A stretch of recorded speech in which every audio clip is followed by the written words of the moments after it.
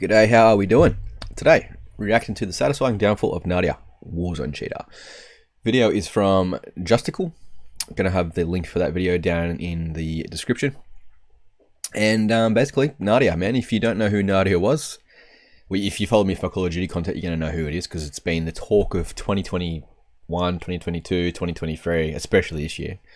But if you don't, she was a female Call of Duty streamer. You know, that's cool. She would try to bloody lean in towards the gender situation of female Call of Duty players, saying how hard it is for them to rise to the top and all the backlash and all that sort of crap that they do catch. Which at the start, yeah, she did. She did, you know. Me personally, I don't really care what you are or identify as, but as long as you're playing the game legit, man. If you're using cheats and then you try and use the whole gender thing to cover up the cheat use and saying you're getting accused because you're a female, that is pretty pathetic, man. Pretty pathetic. Anyway, I'll wrap this intro up. Basically, the whole Call of Duty community hated her because of how she treated the whole situation. She got caught with a permanent ban from Call of Duty on the very last day of the Warzone 1 servers, after they were, you know, ending to make way for the new Call of Duty coming out. And that was just the icing on the cake for me and, you know, a whole lot of other legit players. Like, it's just that moment where they get caught and you're like, fucking knew it, hey. I knew it. So that was great. She did a heap of crap, man. She doxed people, which is basically live on stream if you tell someone's personal details or whatever. That's meant to be a permanent ban from Twitch. And she got banned in, like, man, within the day, like maybe 4 or 5 hours or something like that. Wasn't the first time too. That might not be in the video because that was pretty not very well known, that. Anyway, we'll go through it. I'll stop and pause on crap that's interesting, and yeah, we'll watch it together. How about that? Cheating allegations, toxicity, doxing, fake content, and OnlyFans. Nadia has quite a reputation in the Call of Duty community. All of these factors resulted in Nadia becoming one of the most hated female streamers on the internet. And despite her destroying her reputation multiple times throughout the years, she has no plans to stop sabotaging herself anytime soon. In fact, she did not only go from being the self-proclaimed best female Warzone player to a soulless hot tub streamer that collaborates with controversial figures, but also decided to expose the official publisher of Call of Duty in the process. Right. Yeah. So, this probably leaves you wondering, what on earth is going on with her? Well, it's time to find out. The career of Nadia officially started on the 20th of January in 2021, when she decided to go live for her first ever Twitch stream, and managed to rack in a total of 12 average viewers with it. It didn't mean much, but it was a start. And after consistently streaming around 100 hours per month, she started gaining quite a following while playing her favorite game, Call of Duty. She was very good at it, and had no problem in communicating this to her viewers, putting haiku games with all caps in her titles and labeling herself as better than her viewers' favorite male streamers. Tournaments, wagers, and slaying out in public matches. There was nothing that Nadia couldn't do. And alongside her rising viewership, criticism and hate also began forming slowly. She started getting talked about in the community, and even got accused of wall hacking by viewers. But she used this negative energy to fuel herself even more. And a month later, this began bearing fruit, as she finally started averaging over 100 viewers on Twitch. It seems like nothing could go wrong for Nadia, as she simultaneously established herself as the best female Call of Duty player by winning girl-only tournaments and setting world records. And 2022 was going to be even better for her. This was because she did not only make the top 100 for the Phase 1 challenge, which she luckily didn't end up winning for her own sake, but also because she reached 500,000 followers on she got put into, or she used a VPN basically to be able to get into lobbies that had a really low skill sort of bracket. It's like a protected bracket. So say if you jump on Call of Duty, you don't really know how to play the game, you know, so you just sort of figuring it out, whatever. Your kill death ratio is going to be quite low, right? She'd VPN into those lobbies, kill all those people who didn't even know how to play the freaking game, man, or could even be potentially disabled, you know, like they might be playing with missing thing, I don't know, whatever. And she'd use that footage of killing those sort of people to say she was so freaking good. And in reality, man, if you watch her clips back in the day, freaking no one shot back at her. Because, you know, it's like me going in versing like 4 or 5 year olds. I'm going to absolutely demolish the lobby, right? But does it make you feel good? No, not at all, man. Then she'd use those high kill games on those sort of people to claim it was a world record. Yeah, right. TikTok and suddenly gained over 100,000 followers on Twitch while averaging over 1,500 viewers at the same time. However, this was also the moment where Nadia's reputation started declining, as with the rapid surge in popularity also came a lot of sexism. She became the butt of your regular women belong in the kitchen joke that went completely viral on TikTok with nearly 3 million views. And even though she got a lot of support in this situation, opinions were a lot different when she got outed by YouTuber Call of Shame for cheating. Yeah, you see, Call of Shame was a content creator that based all of his videos around exposing and discussing popular Call of Duty players cheating and exploiting. And although views were already quite decent for this channel, he definitely hit a massive home run when he made his hit piece on Nadia. In this video, he accused her of buying followers, as she gained a lot of them in a single day, covering the kill feed. So that is interesting in itself, man. That's a good video, Call of Shame. I might link that. If not, you better find it. You search on YouTube, it'd be pretty easy to find. But yeah, there was an instance where she just gained this massive amount of followers, hey, and like, it's pretty much impossible to gain that many. Like, you talk a massive amount. So she's another one of those streamers who would influence her standing by buying fake views and all this shit to make herself look even more legit, to try and rise up even higher. Just all this fake crap, man. Analyzed her monitor setup and noticed her glancing a lot to a second monitor and brought the legitimacy of her female world record into question. The entire game was utterly embarrassing and difficult to watch her get hyped killing toddlers before bath time. I am now canceling this world record claim. Yeah, no one's absolutely back, ridiculous.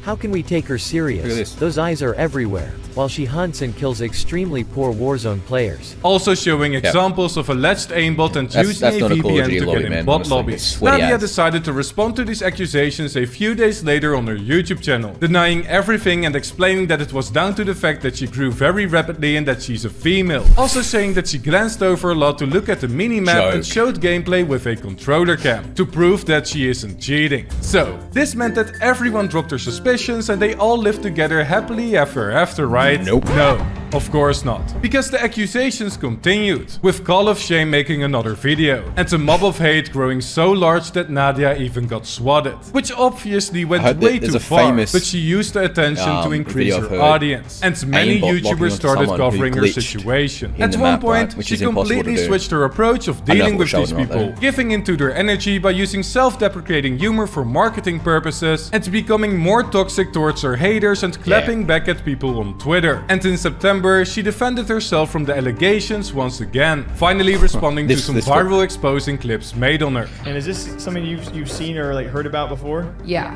this is like a frame glitch, and I've seen it multiple times on different like streams. That there's cannot a guy happen. who made a TikTok about it. You cannot track someone. That you're talking like a millisecond. That how quick that would have happened. That transfer of aim, impossible, man. Even with aim assist and all that crap, cannot be done. Cannot be done. You'd be shooting at the same spot because it looks like they're not going to move, right? And then it just nope. And that actual answer she gave to that wasn't a podcast. It was a interview of her on the Full Squad Gaming channel or whatever it was. Anyway, just before they asked her that question, or that as they asked the question before she answered, another guy interrupted and sort of gave a bit of that example, what she just answered with. And then when it was time for her to answer the question, she pretty much just used the same fucking answer, carried it over as if it was her own, because how do you explain this? Like, you can't, man. It's your aimbot is locked onto the fucking player skeleton. Like, dude. This happened to him. Her response for the final clip wasn't the best. I mean, whoever clipped that cut it right when that was interesting. So I mean, I could have had a Yui. I could have just killed like somebody down there, and you know, it would have pinged him. My monitor's right there. Load of shit. She shot at the wall there, right? I don't know. And there's But at that this person point, outside. if you still didn't believe that Nadia Didn't was even know it was actually there, cheating, so she you could would see through definitely feel walls. bad for her and be on her side. And many people actually thought this way as she reached 100,000 subscribers on YouTube me, and man. a peak of 6,000 viewers on Twitch in November. But at the end of the year, Nadia would do something that ruined the image of her being this wholesome, innocent streamer full of positivity, Yeah, right. as she doxed Only- one of her own viewers. On the 19th of Yeah, December in terrible, man. 2022, You should be YouTuber permanently banned. Mischief uploaded a video of Nadia doxing one of her viewers as revenge, and she got banned for 14 days as a Oh, result. it's 14 Not minutes. only doxes her fan. I remember it I was just want to say like, Daddy Slayer. I know you use your name 6 as Daddy hours or Slayer, and something. you said yeah, okay. enjoy using cheats. My bad, boys. But what you don't know is that when you send me money on PayPal, it actually gives me your full name. So Charlie, thank you for the $1 dono, Charlie. But also goes the extra mile and directly incites harassment against said individual. I hope that for whatever reason you find actual time to do something in your fucking life, because now you look like a fucking idiot. Again, Charlie. Terrible. If anyone wants She to know, creates all that hate by leaning into the cheating accusations. But when it gets put back on her, appreciate that. That will can't go take it, towards man. my McDonald's Happy Meal. The reason for this reaction from Nadia? Multiple donations that called her a cheater. A joke she used in her own TikToks Oh, plenty yeah. of times. And Thanks, despite people calling for a permanent ban because of this, she got her ban revoked by Twitch after a whole 6 hours. Oh. Nadia uploaded an apology video. Looking back at it and having the time to reflect, I realized that wasn't the best way to combat the hate. And I should have played into it how I normally play into like hate comments and stuff. How little I known troll them fact, I back. don't know if this guy's going to show it because it's not really well known. But before this, in the early days of streaming, she actually had already done this before. Knew well and truly what it was and what happened. And then got caught again, man. Like, fuck. What are you doing, you idiot? You idiot. But I didn't. And like I said, in a moment of weakness, I kind of just said what was on my mind. And I realize now that I shouldn't have done that. And many fans were still on her side after this incident. But her reputation definitely took a huge hit from it, as this was a slip-up that fell out of her regular character. But was it really a slip-up? Because YouTuber Lenza managed to find another instance where Nadia doxed a viewer. Yet Shit. this one actually flew under the radar. There you go. Yo, Bitmoji Detector. Thank you for the $1 dono. I appreciate that. Well, let's find out your real name. Lucas. E-N. Lucas. That should be a permanent The ban. innocent reputation of Nadia started disappearing more and more over time, and her true colors began showing as her toxicity increased. Shut your dumb up. Shut your dumb up. 360 damage. Shut your dumb up. Which even led to her getting voice chat banned. God. However, this was Conspicuous. just the beginning, as Nadia was slowly transitioning into the that's world disgusting. of IRL streams and fabricated content. As she made vlogs with skits to utilize clickbait titles and thumbnails and collaborated with controversial streamers like Aiden Ross. It was a time where her Call of Duty streams also started losing relevancy, losing more than half of her viewers from the peak in November. And she also got sick of playing Warzone 2, which meant that she had to come up with a new content plan. Luckily for her, she People waking up experimented to with this factual shitting, IRL that's what content really at the happened. right time, as she could see a spike in viewership whenever she MW2, because of the lack of movement, actually really showcased your aim. And yeah, you could actually really take notice of what was going on with that aim, because it was for all to see, man. You couldn't hide behind movement and all that sort of crap like you could in Warzone 1. It was yeah, a lot more easier to spot the cheaters. That was one thing that MW2 did good, I'll have to admit. It did expose a lot of people because you could actually really look at their tracking and aim and stuff like that, and game knowledge too, because you couldn't really sprint back out of shit quick. It was good for that anyway. Got a lot of hate that game. streamed it, and it resulted in her collaborating with Face Adept, Bryce Hall, Aircool, and even familiar faces on our channel like Neon and Daddy Damn, Longneck. that's a long Smasher neck. Pass, Hot Tub Streams, Truth or Spin the Wheel, and other low-effort IRL streams became the norm. But when everyone really started losing their mind and their respect for Nadia, is when she made her own Passes account. Now, like I explained in my Stalker video, the Passes platform can be used to simply just That Passes account is what he originally referred to at the start of the video as OnlyFans. It's not OnlyFans at all. It's actually a PG site that you can put photos and selfies and all whatever else of yourself, and people pay a monthly fee for that. Like, the fuck? and she put like bikini pics and all this sort of crap. She actually used this as a way to get at COD for not inviting her to a one of the Call of Duty Next events to showcase MW3, right? But in actual fact, she hadn't made any COD content in almost a year or something. So why is Call of Duty going to invite someone who isn't even playing their game? Talks about it terribly too when she did play it, like it was the shittest game and all this. And then tries to come back at saying this is why you guys didn't invite me and all this sort of crap. And because whatever else shit she could make up, like just spewing shit, like shit. Just sell selfies of yourself, like in the situation of Ava Majuri. But Nadia had different plans for this website and decided to treat it more like OnlyFans. Revealing and explicit pictures and videos of Nadia were now available, and it could all be yours for a modest $15, $59 or $90 per month. The backlash she received on this was immense, as she went from a Call of Duty player with at least a tiny bit of respect left to your typical female hot tub streamer with a platform for exclusive content. And Nadia decided to respond to the hate in the way that she knew best. But the thing is though, I am very talented and I can do multiple careers. I am actually one of the best female all-star athletes there is. Now I'm about to show you why.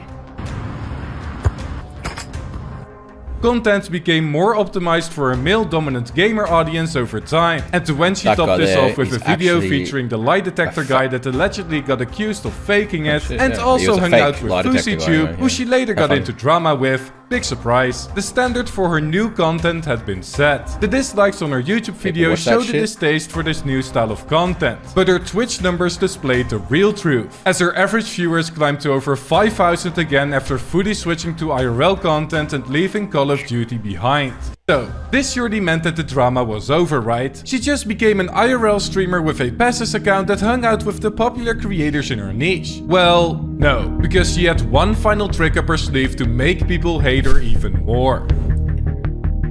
Here we go. What happened? Despite all the controversy and hate that Nadia and her brand attracted, as she was also under fire for making an LGBTQ+ joke in a TikTok back in April, Activision and Call of Duty always had a good relationship with her, as she would frequently use her connections with the company to get unbanned for certain things, get flown out to events, or even have players criticizing her get blocked from competitions. But when Nadia started becoming more of an IRL streamer that made explicit content, she failed to get an invite for the COD Next event from the company that once defended her. Now, COD Next is the first big public event where fans can see their favorite creators and players testing the new Call of Duty Modern Warfare 3 for the first time. And despite many popular influencers getting an invite for this event, Nadia didn't, and claimed that it was due to her posting bikini pictures on Twitter. In her exposing tweet, she dragged fellow Call of Duty creators into the situation, saying that double standards were in place when it came to Tfue, Aiden, Swag and Lucky posting revealing pictures. Nadia later deleted her tweet, as even Jake Lucky, who was usually on her side, disagreed with her reasoning. But she didn't escape the pushback from the community, as everyone was cooking her in the replies. Nadia now not only had a large part of the Call of Duty community against her, but also potentially burned her bridge with Activision in the process. And she blamed every single controversy she has been a part of on simply being female. Sexism obviously exists at large in the gaming world, but when you use this card in situations where you get criticized for doxing viewers, insensitive jokes, or even jumping to conclusions on not getting invited for an event, your credibility will start to crumble. And it definitely added up to her terrible reputation on the internet nowadays. And if that wasn't enough, she now goes for the shock factor in entertainment by pulling off fake skits during her live streams. Something that she learned from the expertise group of Aiden Ross and his friends. And although it's part of the current entertainment landscape, you have to wonder, if she truly wasn't cheating, why did she decide to leave her title of best female Warzone player behind and instead wanted to become another creator driven by shock value, attention and viewership? Well, money. She's simply just playing the same game everyone else is playing, and realized the profitability of this content strategy when she played into her cheating allegations back in Call of Duty. So right now she's combining the power of her predominantly male following, appearance and acting skills to find success. And it's working. Now, what do you think about this whole situation? Let me know in the comments down below. I hope you enjoyed the video. Leave a like if you did, and subscribe if you haven't already. I liked that just before the start of the video actually, but I'm gonna unlike and then like it again because it was freaking good, man. You missed the part of the permanent ban at the end, but that's pretty recent news, so you know, whatever. But you can find that if you search on YouTube. It's everywhere. Yeah, that video link's gonna be in the bottom if you want to watch that fully without me talking crap over the top. It's pretty informative, pretty good.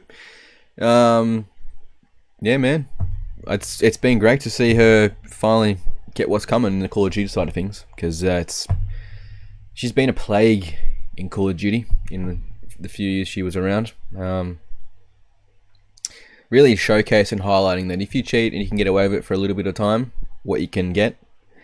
And for her, it propelled her into like a semi-popular type of niche part, which gave her viewers to get into a platform, and now she does that IRL crap. So yeah, I guess it's pretty sad in that way, isn't it, really?